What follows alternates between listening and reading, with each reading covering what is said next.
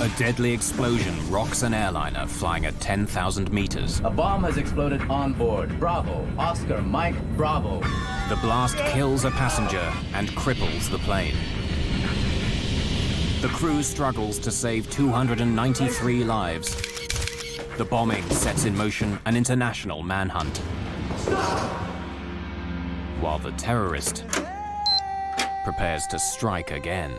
3,000? We're not getting any oxygen. We have this terrain alarm. Even Tower Aero Peru 603. We are in an emergency.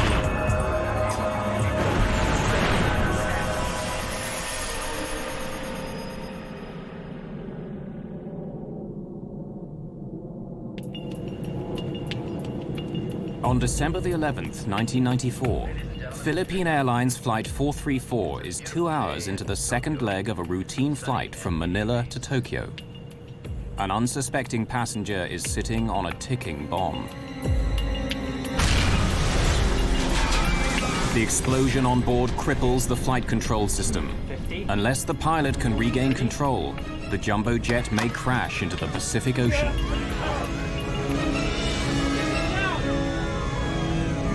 This is Philippine Airlines 434. A bomb has exploded on board. Bravo, Oscar, Mike, Bravo. The bombing is a frightening new development by a terrorist on the cutting edge of science.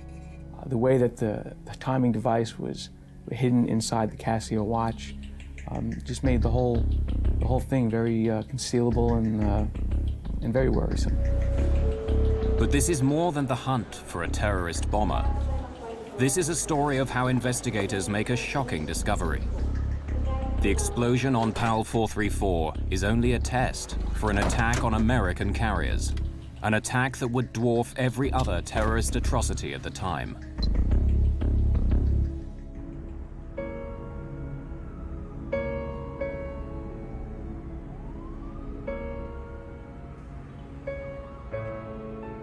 It's before sunrise on December the 11th, 1994. While most inhabitants of this city of 1.5 million have a few more hours to sleep, 26-year-old Amaldo Forlani makes an early start.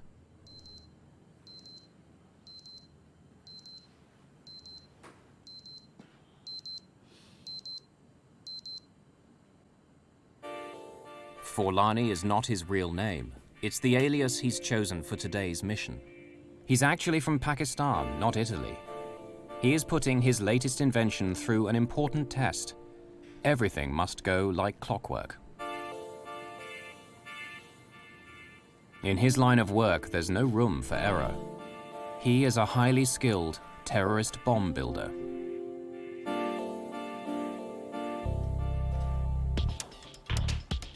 He packs the liquid explosive bomb very carefully.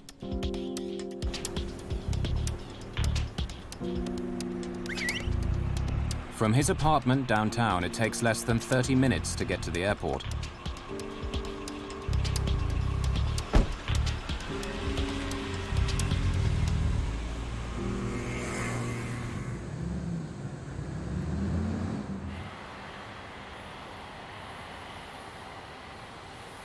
He arrives in plenty of time for his 5 a.m. flight with Philippine Airlines. Before he can board, the bomber must outwit airport security screening procedures. He's designed the components of his bomb to pass undetected by X-ray and metal detection equipment. Or so he hopes.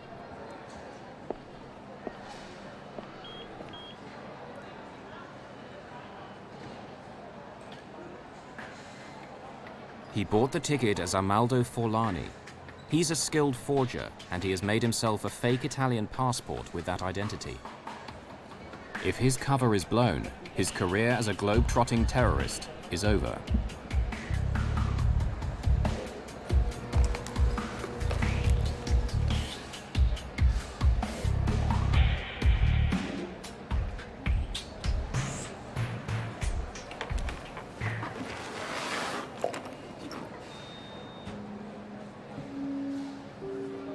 Having successfully got the bomb through airport security, he boards his Philippine Airlines flight.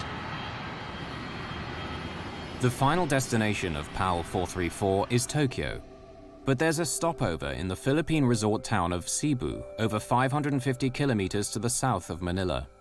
This is as far as the bomber is flying today.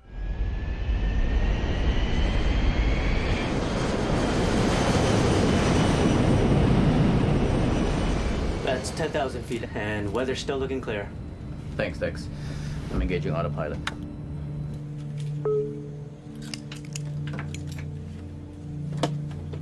Good morning, ladies and gentlemen. This is your Captain Ed Reyes speaking. Welcome aboard Flight 434, flying south from Manila to Cebu and continuing onward to Narita Airport, Tokyo. Flight 434 is under the command of Captain Ed Reyes, a former Air Force pilot who's been flying for Philippine Airlines for 9 years. And our estimated arrival time is now 5:45. The weather in Cebu is... The first leg of the flight is fairly empty. Passengers are scattered around the jumbo jet's 400 seats.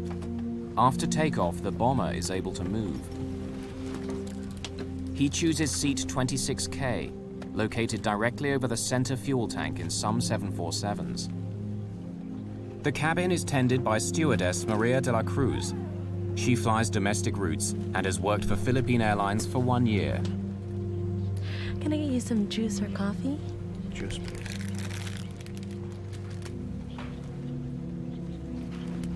Now the bomber must find a vacant lavatory to assemble the explosive device. Arming the bomb only takes minutes, but requires total concentration.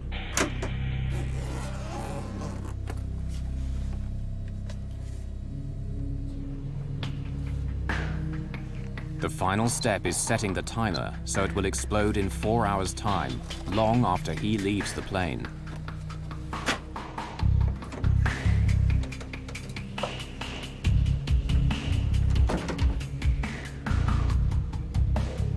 He hides the bomb in the life jacket pocket underneath his seat.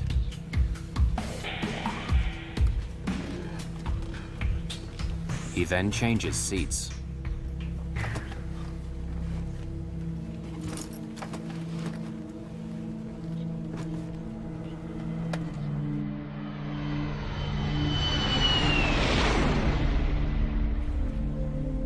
When she returns, Maria de la Cruz notices that the roving passenger has moved seats again. She will remember that he left his breakfast untouched, and that the rest of the flight passed uneventfully.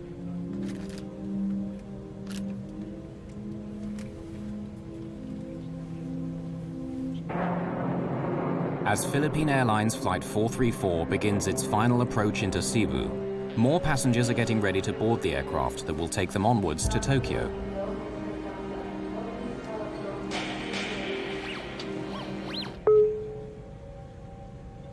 Cabin crew, prepare for landing. Cabin doors to automatic.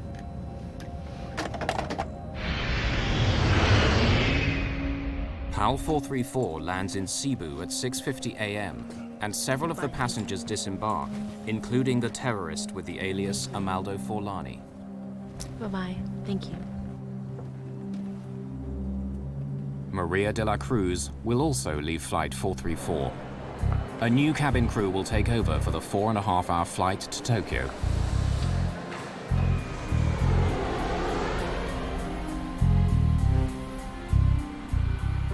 "256 new passengers board the 747 that arrived from Manila.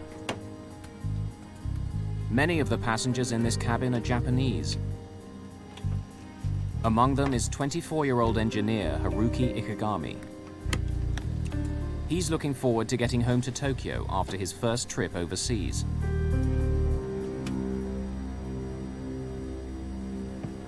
Airport congestion delays the departure by 38 minutes, but the timer on the bomb under seat 26K continues to tick.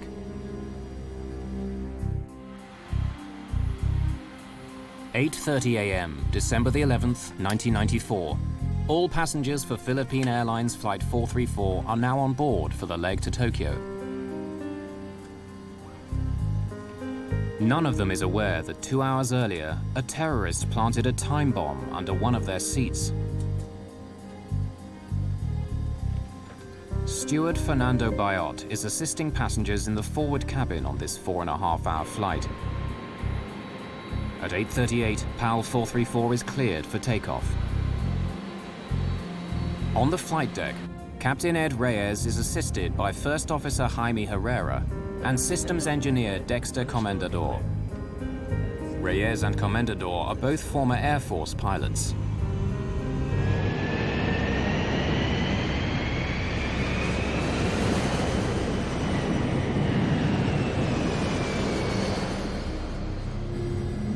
Haruki Ikegami is seated in 26K, the seat occupied by the bomber earlier on the first leg of Flight 434 from Manila to Cebu.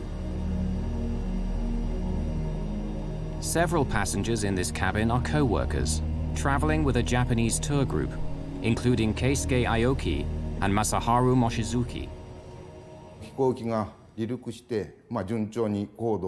After takeoff, everything seemed normal. We were flying at 10,000 meters. I was reading a magazine, then the meal was served. After eating, I went to sleep. 31-year-old Yukihiko Usui stayed up all night on the last day of his trip, and he's ready to nap after breakfast. He's sitting in row 27, one row behind the seat vacated by the bomber 4 hours earlier. Ladies and gentlemen, this is your captain speaking. It's a beautiful day in Tokyo, sunny and 26 degrees. I expect we'll be landing at Narita Airport in 2 hours' time. 2 hours into the flight, PAL 434 is cruising on autopilot 10,000 meters above Minami Daito Island, southern Japan. To ease the pilot's workload, the autopilot remains on throughout the flight, keeping the aircraft on a constant heading and altitude.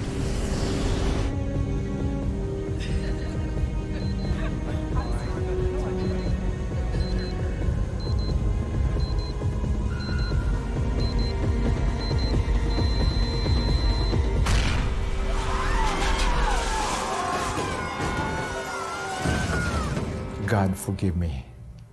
That was my inner thought, you know. God forgive me. I think I'm going to die now. Then after that, I have to do what I had to do.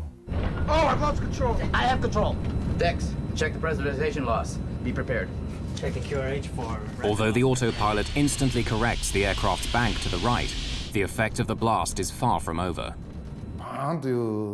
There was a loud bang which woke me up. I could feel the plane expanding from the pressure. I saw smoke as well as debris falling like powder.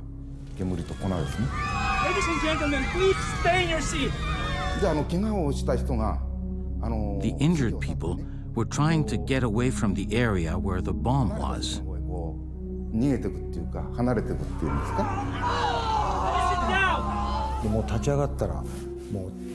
I stood up and saw that a lot of people were bleeding. I thought my life was over. Stay in your seat, please. The cabin crew's first priority is to stop passengers leaving their seats. Yukihiko Usui is sitting in the row directly behind the explosion. Both his legs are badly wounded. Steward Fernando Bayot moves him away from the blast site.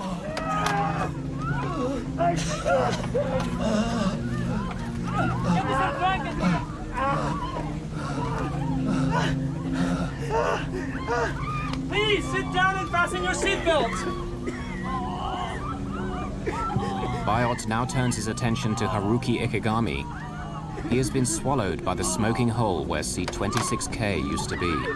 I saw this man, only his head and his arms were peering out of the hole, so I tried to pull him out. After the struggle to lift him out, Bayot realizes that part of the lower half of Ikegami's body is missing.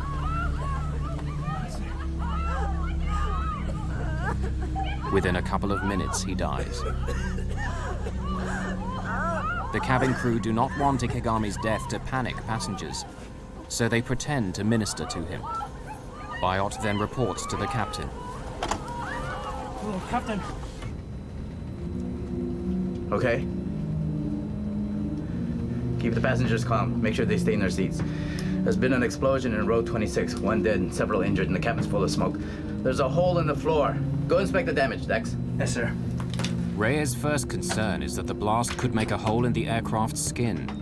This would lead to sudden depressurization in the cabin and necessitate an emergency descent.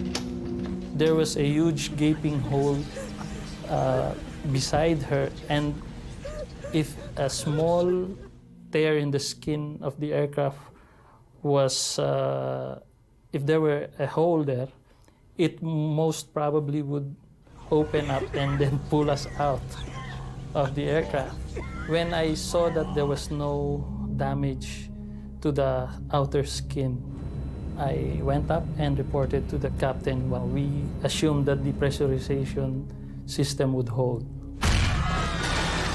Immediately after the explosion, the co-pilot's steering wheel slams to the right, and the aircraft banks in the same direction. The autopilot immediately corrects the deviation, but soon Reyes discovers that the autopilot steering system is another victim of the blast. Then I said, okay, I'm going to try to turn the airplane using the autopilot, but there was no reaction, whether I tried it to make it go down or up, or left and right turns, no reaction. I said, now we have a problem. This is not Reyes' only problem. In the cabin, one of the injured passengers needs urgent medical attention. Tokyo is still 2.5 hours away, and Reyes decides to try and land at Naha Airport on the island of Okinawa, located 74 kilometers to the west. He orders the co-pilot to make a Mayday call. Yes, sir. Naha, PAL 434, heavy declaring emergency. Explosion on board. We have casualties. Requesting emergency landing at Naha. We will need full emergency services on landing. PAL 434, Naha, please repeat. Say again. Naha, PAL 434, heavy declaring emergency. Explosion on board. We have casualties. Request emergency landing at Naha. We will need full emergency Getting the Japanese air traffic controller to understand the emergency proves to be difficult. Naha, Naha, Naha. This is Philippine Airlines 434, flight level 330. A bomb has exploded on board. Bravo, Oscar, Mike, Bravo. Bomb explosion. Request emergency landing at Naha. And there was silence. Then the controller came in, another controller, an American. Okay, Philippine 434, I'm taking over. The American air traffic controller is from an American base on Okinawa. Turn left, heading. No, I shot back. We cannot turn at this moment yet. We will tell you when we are starting to turn towards Naha. We have problems with our flight controls.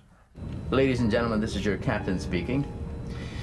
We will be making an early landing at Naha Airport in Okinawa. We'll be landing as soon as possible, so please remain in your seat with your seatbelt fastened. But landing at Naha is easier said than done. The autopilot is not responding to any of Reyes' commands, and PAL 434 is heading straight past Okinawa. Reyes must find a way to steer if he is to have any chance of landing safely. But disengaging the autopilot might result in losing what minimal control he still has over the aircraft. Okay. Let's keep the seatbelt sign on. When we disengage the autopilot, we might lose control, so be ready. Since the autopilot won't react to any inputs that I make, I was scared if I disengage the autopilot, the aircraft might make a sudden bang to the right that we might not be able to control. At a count of 3, I'll disengage. 1, 2, 3.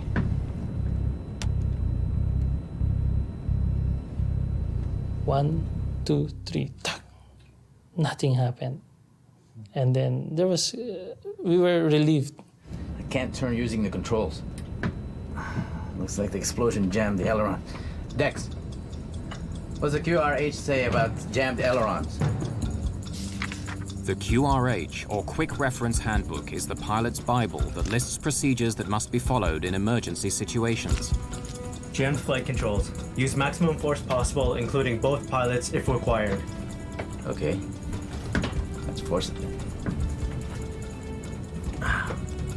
Reyes tries brute force to activate the ailerons, the panels on each wing which turn the aircraft. Since the explosion, he can only fly straight. Not getting anything from the ailerons. Can't get off this heading. Okay, re-engage the autopilot while I work out our options. It's taking much longer to land than was announced. We were told it would only be 20 minutes, but it was really 1 hour before we landed.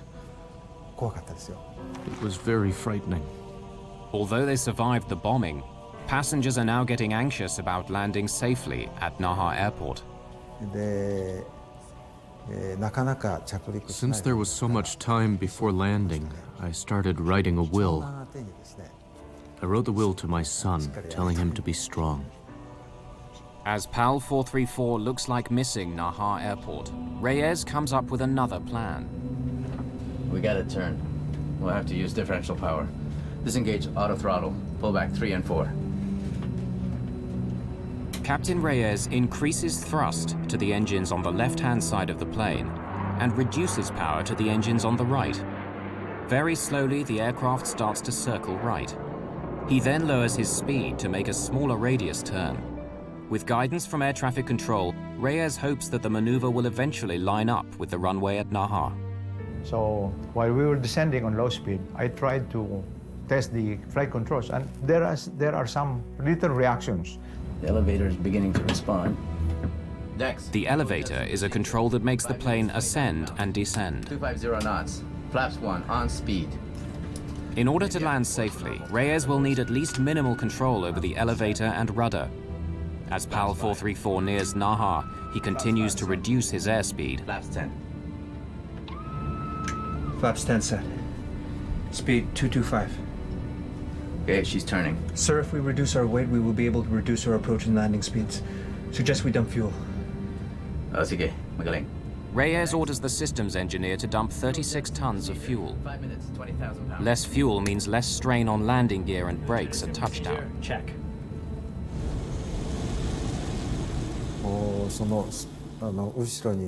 I was terrified when I saw the smoke trail behind each wing. I thought something must be burning and there would be another explosion. As the time to touchdown gets closer, Reyes worries that the bomb may have done more as yet unknown damage to the aircraft. I'm not certain our landing gear will hold up. Strap yourself in. I'll grease the purser. So he talked to the head of the cabin crew and he said, "We're not sure if the gears will go down, and in case the gears collapse while landing, be ready to evacuate." It's either you make it or you die. That's because you cannot do anything anymore. Runway in sight. With only minimal control over the aircraft, Reyes faces the most challenging landing of his career.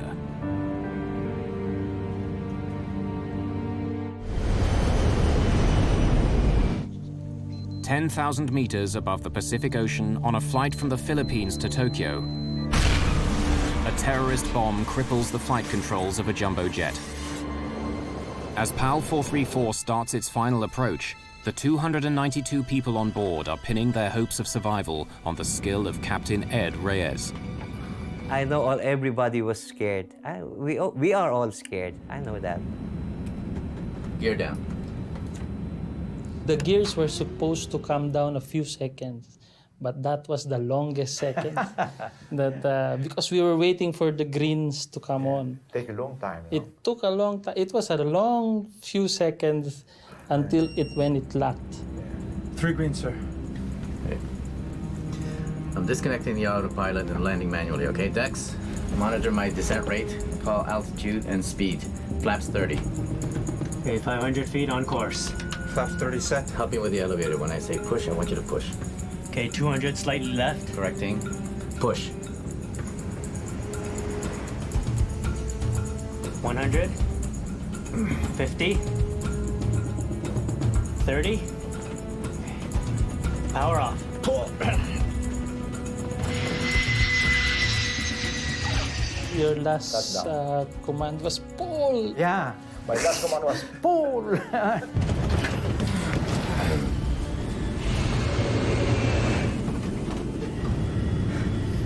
I made sure that the throttles were closed because he might give a go around and I would make sure that we would stay on the ground.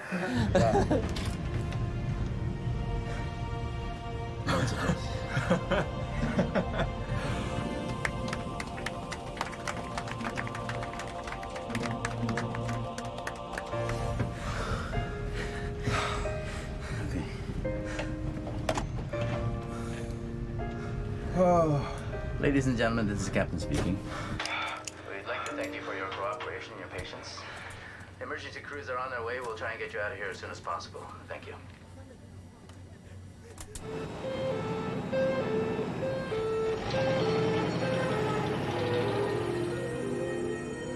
The Philippine Airlines 747 is now a crime scene under Japanese jurisdiction. As investigators from the Okinawa Police Department set out to solve the mystery of what happened, they turn their attention first to the dead man in seat 26K. The forensic pathologist recovered 94 fragments embedded in Ikegami's buttocks by the explosion. He suffered severe internal injuries and massive loss of blood. But tragic as it was, the effects of the explosion could have been much worse.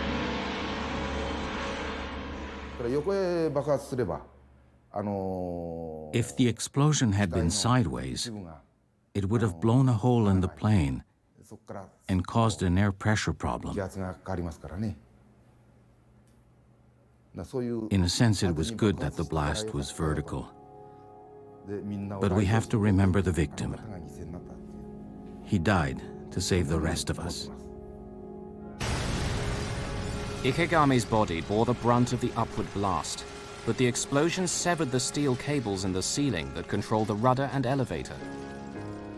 The charge also severed the co-pilot's control cable to the right aileron, one of the control surfaces on the wing which make an aircraft bank and turn. The downward force blew a hole in the floor and could have ignited the vapors in the center fuel tank, creating a catastrophic explosion. But by chance, on December the 11th, seat 26K was not located above the tank. Fortunately for us, we took a different version, the SAS version of the 747 that day, and that specific seat for that version was 2 seats forward of the center tank. The Okinawa forensic investigators immediately start work collecting evidence from the bomb site. They begin with the largest fragments of debris and then systematically work down until the smallest particles are retrieved by vacuum cleaner. Japanese investigators cannot identify the bomb's detonator. But by separating out bits of metal, plastic, and electrical wire that do not belong to the plane, components of the bomb are pieced together.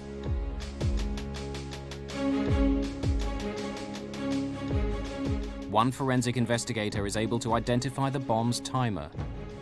By reconstituting dozens of burnt fragments, he discovers it's a modified digital wristwatch.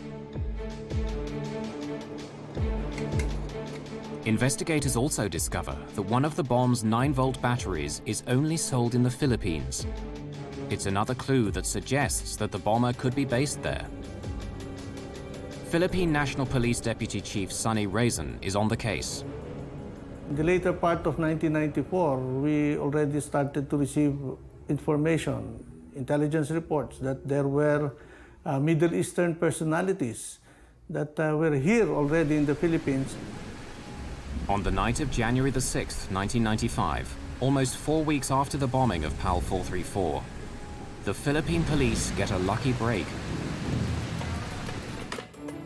In his Manila apartment, the PAL 434 bomber has enlisted the help of an accomplice to mass-produce his new undetectable bomb.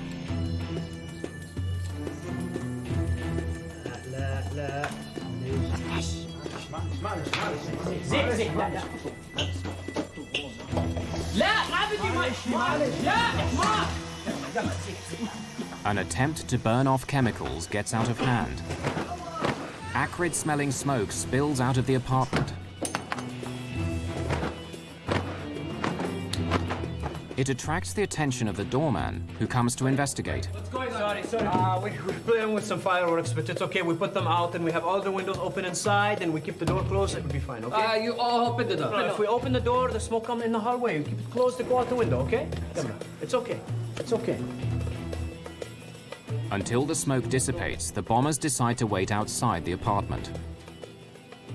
The doorman isn't convinced by their playing with fireworks story. and he calls the fire department and the police.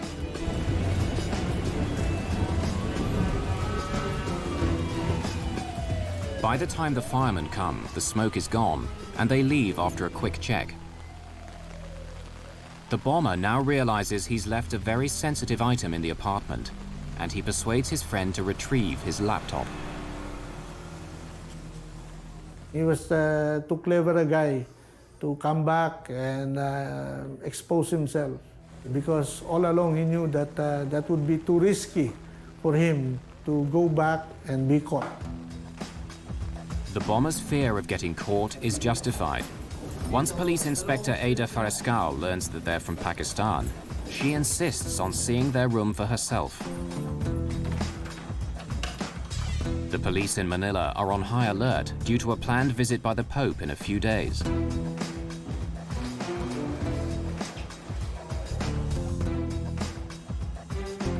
What Inspector Farescal finds confirms her worst fears about the intentions of the tenants.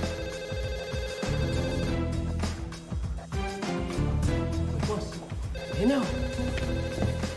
You, stop!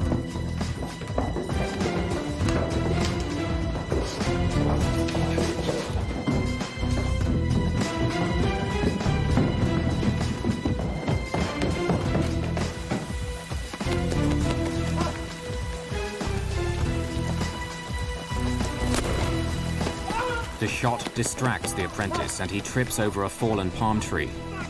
But the cop discovers he has no handcuffs. The doorman improvises with the drawstrings of his windbreaker.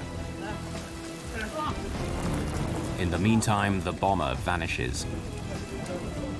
One of the first senior officers to arrive at his apartment is Sonny Raisin.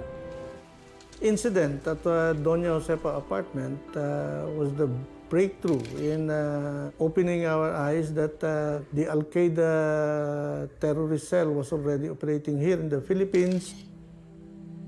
The Philippine National Police know they've stumbled onto something big, and they inform Interpol, Scotland Yard, and the FBI. When news of the raid reaches the Joint Terrorism Task Force in New York, it immediately grabs the attention of FBI Special Agent Frank Pellegrino. For 2 years, he has been hunting a terrorist called Ramzi Yousef, and it looks as if this might be his man. Well, he was always our focus since '93. I mean, at the time, that was he was the biggest fugitive around. As Philippine police comb through the apartment, they begin to find more evidence tying Yousef to the bombing of PAL 434.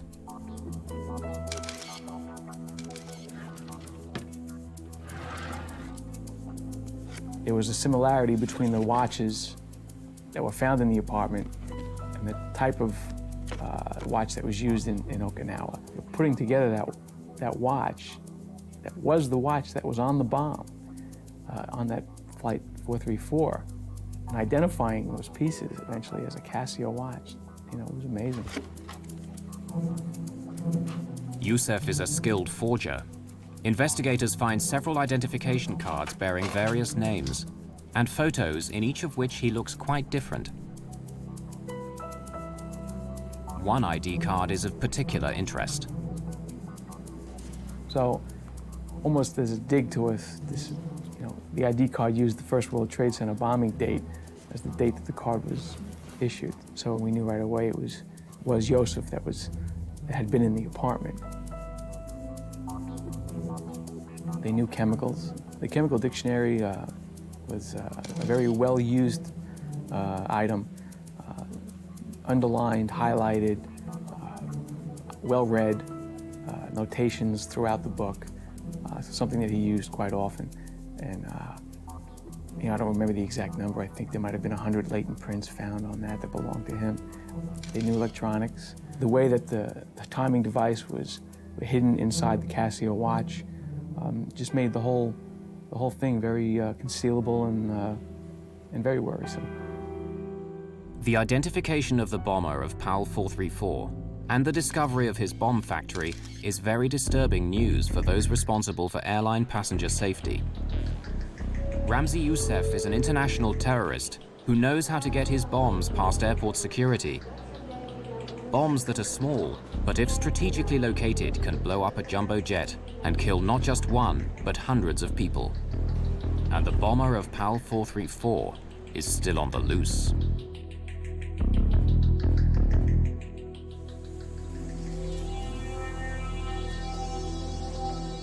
The Philippine National Police have stumbled on the hideout of an international terrorist. The FBI identify him as Ramzi Yousef.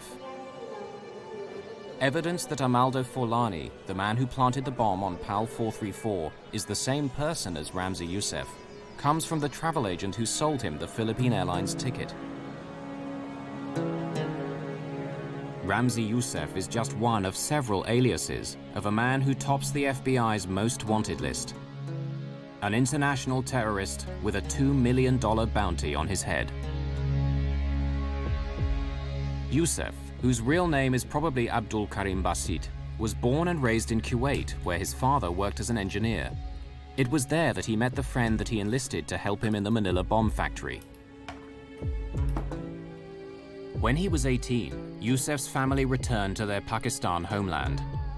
Yousef married and had 2 children. Soon after returning home, his parents sent him to study in Britain. He was taking classes both in engineering and in using the computer, so he definitely had some talent.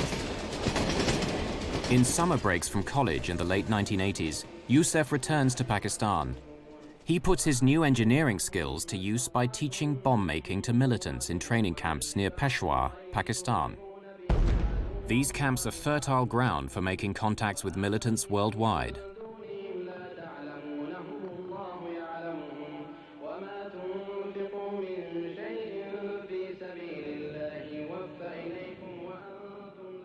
In September 1992, Yousef flies from Pakistan to New York to prepare for a major terrorist attack.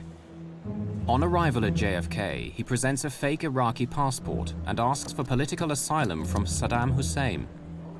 The ploy works, and he's allowed to enter the country. 6 months later, on February 26, 1993, one of the largest homemade bombs in American history explodes in the garage below the World Trade Center, killing 6 people, injuring hundreds, and causing $500 million worth of damage. That night, Yousef is on a plane back to his home in Pakistan. He was an action figure. He wanted to keep doing things. He wasn't happy with the one success he had. 18 months after the World Trade Center attack, Yousef flies to Manila to fine-tune the bomb that he plants on PAL 434.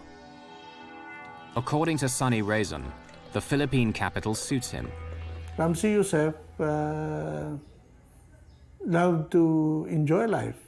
He is a ladies' man. He associated himself with a lot of girlfriends, and he liked to party. He also drank a lot, see, and he enjoyed the life. Terrorists, they are your normal day-to-day people, the guy next door. After the bombing of PAL 434, Yousef arranges for his childhood friend Abdul Hakim Murad to assist him in Manila. But on January 6, 1995, 2 weeks after his arrival, Murad is arrested and sent to the Philippine Police headquarters for interrogation. It took 67 days to extract the details of how Yousef planted the bomb. My impressions of him was that he was strong-willed, he was determined. Initially, he did not break down in questioning. And it was only when the FBI team that came in and provided us with additional information or pieces of the puzzle that we did not have, that he started to talk. Tiny chemical traces of the explosive were found on PAL 434, and Murad eventually admits that Yousef uses liquid nitroglycerin that he's stabilized and concealed in a bottle of contact lens solution.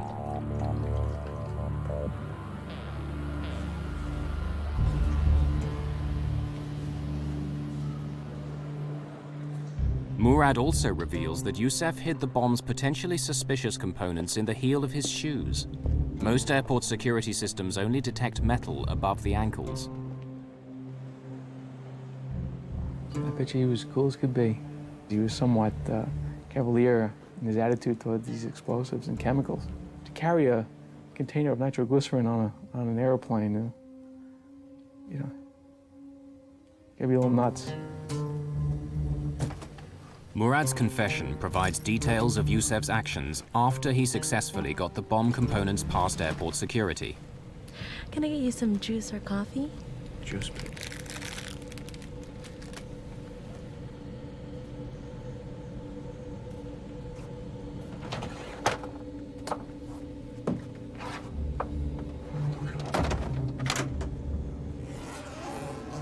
Yousef designed the device so the innocent-looking components can be quickly transformed into a lethal bomb.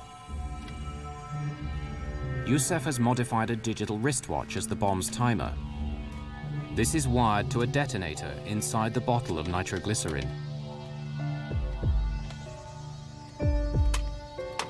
Two 9-volt batteries provide an additional electric charge to the exposed filament of a light bulb that will spark the explosion.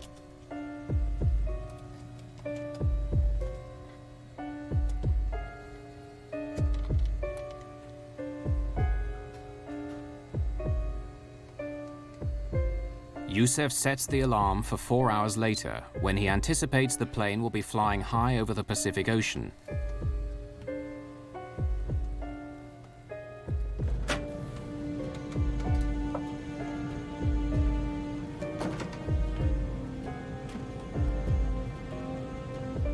Yousef plants the bomb in a life vest pouch under his seat, a place ground crews are unlikely to inspect during the stopover in Cebu.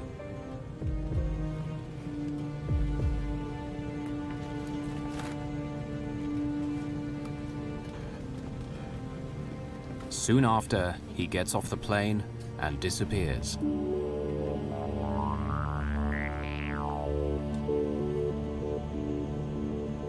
Four hours later, the time bomb under seat 26K awakes the airline industry to a new kind of terrorism.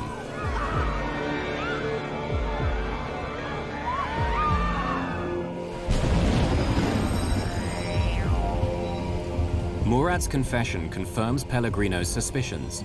This is just the kind of sophisticated plot he has come to expect from Ramzi Yousef. But Pellegrino is still shocked by what Murad says next. PAL 434 was only a test, a dry run for a much larger terrorist plot that will kill thousands of airline passengers. A highly skilled terrorist, Ramzi Yousef, has already set off a new type of bomb on an aircraft. Now the FBI discovers Yousef wants to blow up more planes. And he continues to evade capture. FBI investigators find evidence of Yousef's meticulous planning on secret files on the laptop that he so desperately wanted his accomplice to retrieve. On the laptop computer found in the Yousef apartment building was a file which laid out a plan for 5 individuals using code names. Individuals were not mentioned on the plan, to board about 3 planes each, 2 planes, a couple of people had 3 planes, planting bombs on the planes, and then returning back to their home. Hoping when they planted the bombs and with the timing devices, if everything went well, all bombs would go off within about a 6-hour time period. Any more than one would have been an airline disaster. So, you know, if they were 50% successful in their plan, I think it would have scared a lot of people for a long time. The file on Yousef's laptop reveals that the plan, codenamed Bojinka, is foiled with no time to spare. The bombing of 12 American planes is meant to kill 4,000 passengers. Yousef's campaign of terror against the airlines is scheduled to start less than 2 weeks after the bust of his bomb factory in Manila. By the time Pellegrino and the FBI team arrive in the Philippines, Yousef is long gone. So it was a worry and it was a missed opportunity. But we also, on a lot of these fugitive type cases, you know, we're all not that different and everybody goes home. Everybody needs to go home. And so the investigation again would focus back to Pakistan. The FBI immediately begin a publicity campaign in Pakistan, promoting their $2 million reward for assistance in arresting Yousef. The strategy works.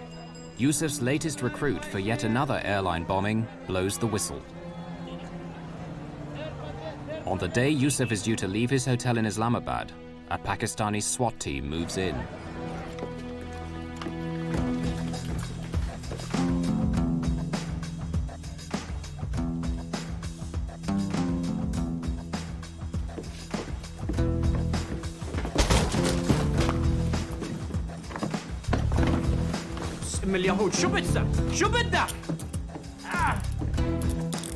In Yousef's room are Delta and United Airlines flight schedules, as well as bomb components hidden in children's toys. Who are you? Do you have a warrant? The informer receives the $2 million bounty for the tip-off which prevents yet another airline attack. He was shocked. Did not think he would be caught. He had a certain confidence about him, and I didn't think he thought we'd ever catch up to him. Within hours of his capture, Yousef is extradited from Pakistan and put on a waiting US government plane. With the cooperation of the Japanese and Philippine governments, the FBI arranged for Yousef to stand trial in New York City for the PAL 434 bombing, as well as the earlier 1993 attack on the World Trade Center. In a convoy of federal and local patrol cars, Ramzi Ahmed Yousef was brought into New York City late Wednesday night, ending a worldwide manhunt. He was arrested Tuesday in Pakistan by Pakistani authorities and brought back by the FBI on a U.S. plane, then into custody with heavy security on the street in case of any terrorist attacks prompted by his arrest.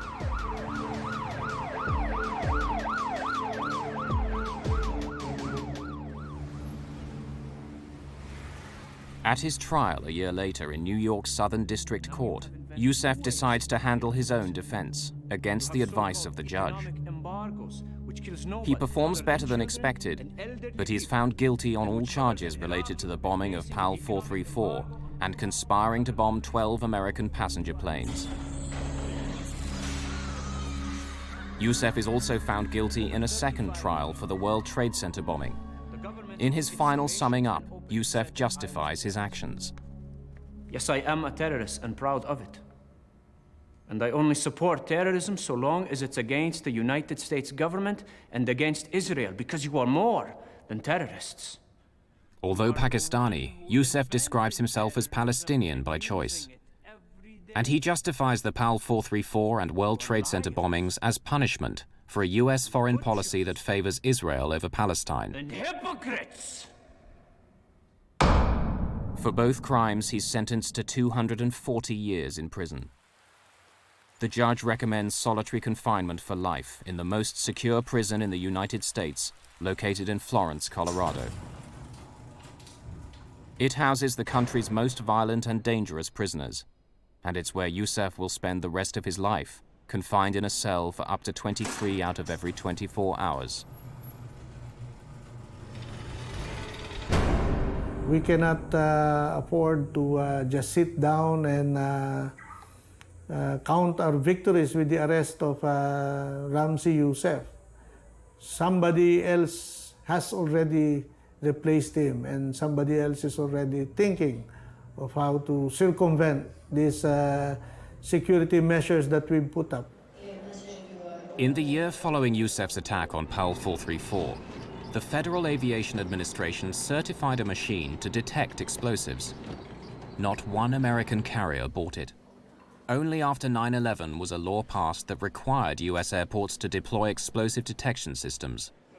But the most reliable models are expensive or too slow and still not widely employed. Well, it was the old saying that we have to be right 100% of the time. Terrorist only has to be right once. Although there hasn't been a successful airliner bombing since PAL 434, those who forget the past may be destined to revisit it.